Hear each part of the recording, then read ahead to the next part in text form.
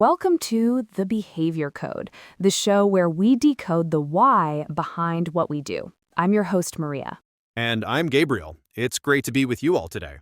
Today, we are diving into something I think almost everyone has experienced, but maybe hasn't put a name to. We're talking about one-sided friendships. Oof. Yeah, the moment you said that, I think a few faces probably popped into our listeners' mind. Right? So let me paint a picture. You have a friend and you're always the one to text first. You're the one making the plans, booking the restaurant, figuring out the logistics. You're their go-to person for every crisis, big or small. You're their cheerleader, their therapist, their shoulder to cry on. And you're happy to do it at first because you care about them. Exactly. But then you have a bad day. You're the one in crisis. You reach out and you get crickets. Or you get a quick, "that sucks, sorry," before they immediately pivot back to their own stuff. Suddenly, they're so busy, or they just don't seem to have the capacity to hold space for you in the same way you do for them. And that little sting, that feeling of disappointment, it just starts to grow. So my question to everyone listening is, have you ever felt like that? Have you ever looked at a friendship and realized you're doing all the work, that if you stopped putting in the effort, the whole thing would just dissolve? And it's not just that they're busy, it's a feeling of being secondary. Your crisis is an inconvenience, while theirs was a 5-alarm fire that required all of your attention. It's a profound feeling of being less important. This dynamic can be incredibly subtle at first, masked by the history and affection you have for the person. You tell yourself it's just a phase, that they're going through a lot right now. But when right now stretches into months, then years, you start to see the pattern. And it's not just about crises, it's the small things too. You remember their coffee order, their dog's birthday, that weird story about their great aunt. You file these details away because they matter to you. But do they remember the name of your big project at work? Do they even know you have one? It's a creeping realization that the space you hold for them in your mind is a sprawling mansion, and the space they hold for you is a tiny closet. Over time, that closet starts to feel awfully cramped and lonely, and you begin to wonder why you're storing so much of their life when they can't even hold a single room for yours. It's a heavy question because I think for a lot of people, the answer is a resounding yes. It's that dawning realization that the friendship isn't a partnership, it's a project, and you're the only committee. You're the project manager, the event coordinator, the chief emotional support officer, and the sole investor, all wrapped into one. It's a lonely feeling, and it's what we're talking about today. Why these friendships form, why we stay in them for so long, and our central thesis for this episode, why they almost always end the same way. So let's start with a basic definition, Gab. What exactly is a one-sided friendship? At its core, it's a significant and persistent imbalance of investment. And that investment isn't just one thing. It's a combination of time, emotional energy, effort, and support. In a healthy friendship, the flow of that investment is reciprocal. It ebbs and flows, you know? Sometimes one person needs more support, sometimes the other does. But over time, it balances out. Right. It's not about keeping score. It's about a mutual feeling of being seen and supported. But in a one-sided friendship, that balance is just gone. The scales are permanently tipped. Exactly. And there are some really common signs. I think the most obvious one we already mentioned. You're always the one initiating contact. If you didn't text or call, you might not hear from them for weeks. And that ebb and flow is so key. Like if a friend is moving, or has a new baby, or is dealing with a family illness, of course you're going to be the one giving more for a while. You're happy to do it. But the key is that in a healthy friendship, there's an acknowledgement of that. They might say, "Hey, I know I've been a black hole of need lately. Thank you so much for being here for me." And you know deep down that when your crisis comes, they'll show up for you. In a one-sided friendship, that acknowledgement never comes, and that confidence isn't there. And that ebb and flow is so key. Like if a friend is moving, or has a new baby, or is dealing with a family illness, of course you're going to be the one giving more for a while. You're happy to do it. But the key is that in a healthy friendship, there's an acknowledgement of that. They might say, "Hey, I know I've been a black hole of need lately. Thank you so much for being here for me." And you know deep down that when your crisis comes, they'll show up for you. In a one-sided friendship, that acknowledgement never comes, and that confidence isn't there. Oh, for sure. Another big one is that the conversation is almost always about them. You know their work drama, their dating life, their family issues, but they rarely ask about yours, and if they do, it feels superficial. The "how are you?" that's just the formality before they launch into their own story. Yes. Or, and this is a big one, they only reach out when they need something a favor, advice, a sympathetic ear. They treat you like a resource rather than a person. That's the convenience friend. You're on their list of people to call when they're bored or lonely or in a jam, but when you have something to celebrate or when you need help moving, suddenly they're nowhere to be found. It really comes down to this. After you hang out with them, do you feel energized or drained? In a good friendship, you usually feel seen, understood, and uplifted. In a one sided one, you often just feel tired. And one more sign that's a little more subtle, they consistently deprioritize you. They'll cancel plans with you last minute if something better comes up. It sends a clear message that your time and the friendship are not a priority, but a backup plan. That's a fantastic litmus test, the post-hangout emotional audit. That's such a good point. It's like you're their emergency contact, but you're not on their good news call list. A friend of mine once realized she was in a one-sided friendship when she got a huge promotion at work. She was so excited and she called her best friend to tell her. And the friend was just, "Oh, cool. Hey, while I have you, can I tell you about the awful date I just had?" It completely deflated her. There was no celebration. No, "Wow, tell me everything." It was just a brief pause before the conversation went right back to them. It's a subtle but painful sign that your successes are not as important as their dramas. Okay, so if these friendships feel so draining and the signs are so clear, the big question is why do we stay in them? It seems illogical. That's so true. And it highlights the flip side, right? In a balanced friendship, your friend is your biggest cheerleader. They're the ones popping the champagne with you, metaphorically or literally. They want to know all the details because your joy is, in a way, their joy too. The absence of that shared celebration is such a quiet but profound red flag. Well, human behavior is often driven by things much deeper than logic. One of the biggest factors is simply a fear of loneliness. The idea of ending a friendship, even a bad one, means creating a void, and that can be terrifying. It's the bad company is better than no company fallacy. Precisely. There's also the sunk cost fallacy, which you hear about in economics but applies so much to relationships. Right. The feeling of, but we've been friends for 15 years, or, but I was in their wedding. As if that shared history is a contract that forces you to continue, even when you're unhappy. And digging a little deeper into the psychology, our attachment styles play a huge role here. People who have a more anxious attachment style might be more prone to staying in these relationships. And that history can feel like a really warm, heavy blanket. It's comfortable. You remember all the good times, the inside jokes, the struggles you went through together. And it's hard to reconcile that rich past with the draining present. You keep thinking, maybe we can get back to that. So you invest more time, more energy, hoping to recapture what was lost instead of acknowledging what is. Can you break that down a little? And sometimes it's not even that deep. Sometimes we just get comfortable.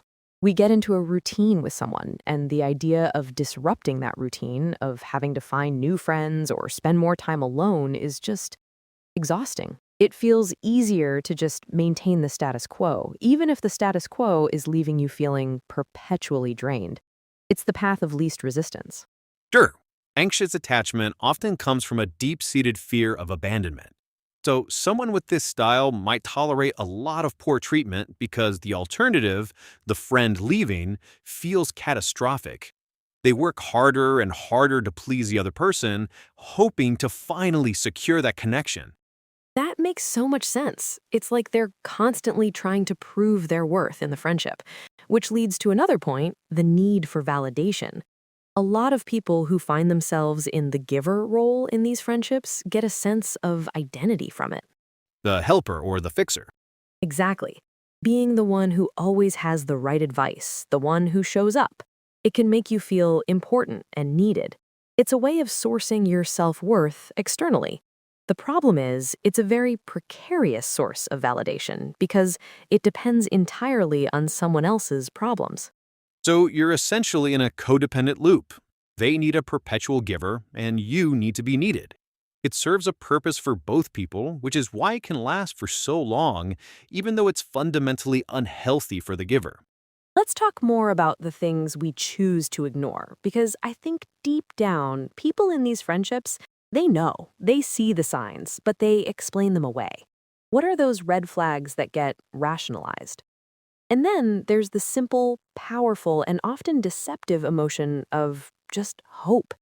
You remember the good times, the reason you became friends in the first place, and you hope that person is still in there somewhere.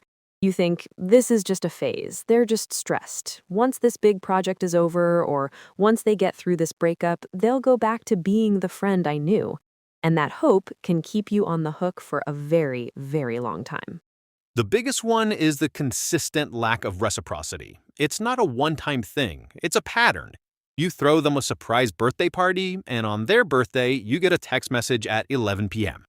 And you tell yourself, oh, they're just so busy with work, or they're not good at that kind of stuff. We make excuses for them. We do. We become their apologists. Another huge red flag is the emotional imbalance. You are their emergency contact for every single emotional fire. You drop everything to listen, to help them process, but when the roles are reversed, there's a total disconnect. I've seen this so many times. You start to tell them about a problem you're having, and you can almost feel them waiting for you to finish so they can talk again. They might say something like, oh, wow, that's tough, and then immediately launch into something like, that reminds me of this even crazier thing that happened to me. The conversational narcissism. It's a real thing. They can't tolerate the focus being on anyone but themselves for very long. It's a subtle but powerful sign that they don't see you as an equal, but as an audience. Another one is how they react to your boundaries, if you ever try to set them. Ooh, yes, that's a crucial test. Let's say they call you at 10 p.m. to vent for an hour, as usual, and one night you say, hey, I'm actually exhausted and about to sleep. Can we talk tomorrow? A healthy friend would say, oh, of course, get some rest. But a taker, they might get passive-aggressive. Oh, okay, I guess I'll just deal with this alone then. They make you feel guilty for having a need of your own. That's a massive red flag that people often ignore because they don't want to cause conflict. And ignoring these things, it takes a toll. It really does. You start to feel devalued, but you tell yourself you're being too sensitive or expecting too much. And that guilt is such a powerful tool of manipulation, whether they're conscious of it or not. It works because the giver is often a highly empathetic person. The last thing they want is to make someone they care about feel bad. So they apologize for having a need, and they fold. They say, oh, you're right, I'm so sorry, of course we can talk. And the boundary is erased. It's a really toxic cycle. You start questioning your own perception of reality, which is a really dangerous place to be. Another red flag that often gets buried is when they show a complete lack of curiosity about your life. Not just asking, how are you, but genuine curiosity. Do they ask follow-up questions? Do they remember the names of the people in your life? When you're in a friendship with someone who is genuinely invested, they build a mental map of your world. When that map is completely blank, it's a huge sign that you're just not a significant part of their inner life. Which brings us to the core of our episode today. This pattern, this dynamic, it's not sustainable. And that's why we say one-sided friendships always end the same way. What is that ending, Gabe? It ends in a disconnect, and that disconnect is almost always initiated by the giver, not the taker. And it happens because of one primary driver: emotional burnout. Right, but alongside that burnout, something else is growing: silent resentment. This is the most corrosive force in any relationship. It's the anger and frustration that you don't express. And that burnout isn't just feeling tired, it's a deeper kind of exhaustion. It's when you see their name pop up on your phone and your stomach tightens with dread instead of excitement. It's when you find yourself actively avoiding them because the thought of another one-sided conversation, it's just too much to bear. It's a complete depletion of the very emotional resources that the friendship was built on. You start noticing every little slight, every unanswered text, every time they forget something important you told them. And each one is another little piece of evidence confirming that they just don't care as much as you do. And you get mad at them for not meeting needs you never explicitly stated. But you feel like you shouldn't have to state them. You shouldn't have to ask a friend to ask you, "How are you?" and actually listen to the answer. That resentment builds and builds until something gives, and it usually manifests in one of two ways: the slow fade or the sudden cutoff.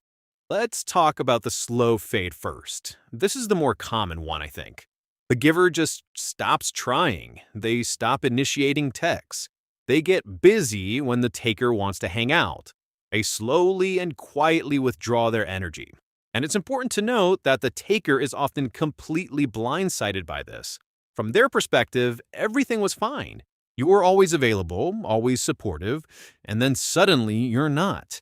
They might even cast you as the bad guy in the story. I don't know what happened, they just ghosted me. They lacked the self-awareness to see that the foundation of the friendship had rotted away long before. And the saddest part is the taker often doesn't even notice for a long time because they're so used to not putting in any effort. The friendship just withers on the vine. And one day you realize you haven't spoken in 6 months. Then there's the other path, the sudden cutoff. This is often triggered by a last straw incident. The turning point moment. Yes, let's get into that. What does that look like? The turning point is this moment of sudden, undeniable clarity. It's when all the little red flags you've been ignoring suddenly coalesce into one giant, unmissable banner. It's often not even a huge dramatic event. It can be something small. For instance, you're going through a major life crisis, like a sick parent. You finally reach out to your friend for support and they read your text and just never reply. Right, or they flake on something that was really important to you for a flimsy reason, after you've shown up for every single one of their minor life events. In that moment, the excuses you've been making for them just evaporate. And there's this profound emotional shift that happens. The hurt and the sadness that you've been carrying are suddenly replaced by a strange kind of calm. It's the calm of acceptance. You just see the situation for exactly what it is. The fight goes out of you. You stop trying to make them see your side. You stop hoping they'll change. You just let go. And that acceptance it's almost like a switch flips in your brain. All the mental gymnastics you've been doing to justify their behavior just stop. Well, maybe they're just, and I'm probably being too sensitive, it all just goes silent. And what's left is this very quiet, very profound understanding of the truth. It's not about anger anymore. It's about clarity. And that clarity is both heartbreaking and incredibly liberating. It's the moment the friendship effectively ends, whether you have a big confrontation or just decide to block their number and move on with your life. The decision has been made internally. And the focus shifts. It's no longer about what's wrong with them. It becomes, why did I accept this for so long? And that's where the real growth begins. Okay, so let's talk about that growth. Ending a friendship, even a toxic one, is a loss. There's a grieving process. But on the other side of that, there are some powerful lessons. It's a complete paradigm shift. I had a friend who reached her turning point when she was planning her wedding. Her best friend was a bridesmaid but was completely absent during the entire planning process. Never asked to help, was always too busy. The last straw was when the friend asked if her new boyfriend, who she'd never met, could bring his cousin to the wedding because they were in town. It was the sheer audacity, the complete lack of awareness that she was the one stressed and needing support, not the one to grant favors. In that moment, she told me it was like a light bulb went on, and she thought, wow, you truly, truly do not see me at all. Absolutely. The number one lesson, I believe, is the crucial importance of boundaries. For many people pleasers, this is the first time they are forced to build and enforce a boundary out of pure self-preservation. It's like developing a new muscle. You learn to say no without a lengthy explanation. You learn to say, I don't have the emotional capacity to discuss this right now. You learn that your energy is a finite resource, and you get to be the gatekeeper. And that directly ties into the second lesson, building self-worth from the inside out. When you were in that friendship, your worth might have been tied to how useful you were to that person. Once that's gone, you have to find a new, more stable foundation for your self-esteem. And it's important to acknowledge that there is a grieving process. You're not just losing the draining version of the friendship, you're grieving the good times too. You're grieving the potential you always hoped the friendship had. It's okay to be sad. It's okay to miss them. The sadness doesn't mean you made the wrong decision. It just means it was a meaningful part of your life, and now that chapter is closing. You start to realize that you deserve reciprocity. You deserve to be listened to. You deserve friends who celebrate your successes and support you in your failures. It's not needy to want those things. It's the bare minimum of a healthy connection. That's such a key reframe. It's not being demanding, it's having standards. And this leads to the third and maybe most positive outcome. You learn how to choose better relationships moving forward. Totally. Your BS detector gets so much stronger. You can spot the signs of a taker from a mile away. You start paying attention to how people make you feel, not just the history you have with them. You start to value quality over quantity. You'd rather have 2 or 3 friends who genuinely care and invest in you than 10 friends who treat you like a free therapy service. The space that opens up in your life when you let go of a draining relationship is amazing. It creates room for healthier, more fulfilling connections to come in. It's a painful process, but it's one of the most powerful ways to level up your life and your relationships. It's an act of radical self-respect. And you learn that a real friendship feels easy. Not that it's without effort, but the effort is mutual and it's energizing, not depleting. You don't walk on eggshells. You don't have to perform or prove your worth. You can just be. And that is the most freeing feeling in the world. You start to attract people who are on that same wavelength, and your entire social world can transform. So, as we start to wrap up here, we want to leave our listeners with a call to action, a small piece of homework, if you will. This week, just take a few quiet moments to think about the key relationships in your life. Don't overthink it, just reflect. And ask yourself that one simple question we mentioned earlier. After I interact with this person, how do I feel? Do you feel energized, lighter, seen? Or do you feel a little heavier, a little drained, maybe even a little invisible? You don't need to do anything with the answer right away. Just notice. The awareness is the first and most important step. Your feelings are data. Listen to them. And if this episode resonated with you, if a particular face or situation came to mind, maybe share this episode. You can send it to a friend who you think might need to hear it, or even just post about it. These conversations can be so validating. We'd also love to hear from you. Leave us a comment or a review on your podcast platform of choice. Have you been through this? What was your turning point moment? We read every single one, and your stories really help shape our future episodes. And of course, please subscribe or follow the behavior code so you don't miss an episode. We have so many more fascinating aspects of human psychology to explore together. That's all the time we have for today. Thank you so much for tuning in, and remember to be kind to yourself. And to choose your connections wisely. You deserve to be surrounded by people who fill your cup, not just drain it. Until next time.